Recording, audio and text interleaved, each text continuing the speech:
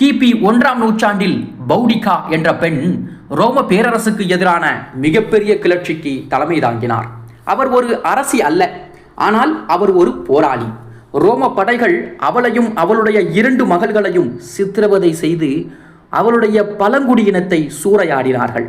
இந்த அநியாயத்திற்கு பதிலாக பௌடிகா ஆயிரக்கணக்கான போராளிகளை ஒன்றிணைத்தார். அவர் இங்கிலாந்தில் உள்ள 3 முக்கியமான ரோம நகரங்களையும் அழித்தார். இதில் இன்றைய லண்டனும் ஒன்று.